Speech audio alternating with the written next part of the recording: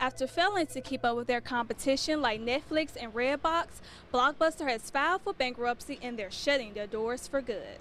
In less than 2 years, the highly anticipated Publix will be moving into this empty lot. But just around the corner, there's some bad news for residents that are forced to move out. Leaders say that Reverend Richardson was a pillar in the community who loved the city of Pritchard and its citizens. Residents at this apartment complex are still shaken up about the drowning death of a toddler. That's why managers installed these steel gates to keep it from happening again. Here at the second annual Crawfish Fest, residents along the Gulf Coast are digging into the delicious seafood. The jury will head back to the courtroom next week. They'll recommend death row or life in prison, but Judge Lockett will have the final say. It was not at all uncommon for him to have his Bible. The city of Pritchard held a street dedication for one of his favorite barbers. Reverend Sam Richardson's name will now hang high on the corners of Main Street and Clark and Garrison. For almost 4 decades of unwavering service to this community, how fitting it is for the Main Street in the city he loved to be named for him. Reverend Richardson was beaten to death during a robbery in his barbershop back in November. These two teens are charged with the murder. It was a crime that stunned the community. His daughter, Samantha Richardson, says she's still dealing with the pain.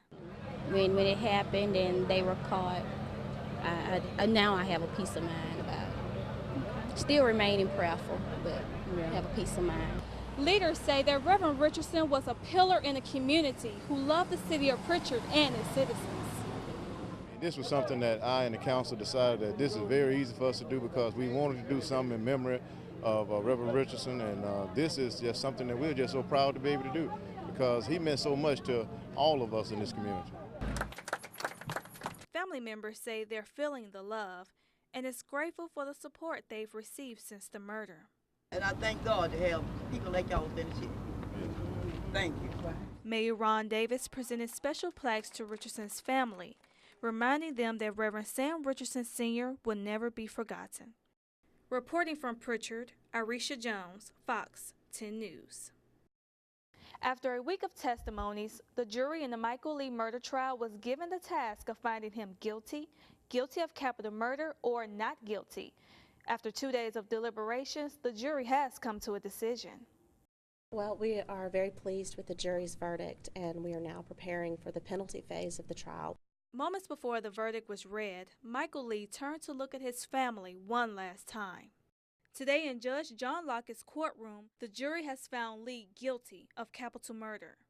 On April 16, 2010, Lee and 3 men broke into Kaiser Marie's home where he was shot and killed. Witnesses say Lee's hand was behind the trigger. His defense has maintained that it was an accident, but that plea fell on deaf ears. Kaiser's father, Ben Marie, released a statement to Fox 10 News this afternoon stating, "There will not be any joy, no matter the verdict."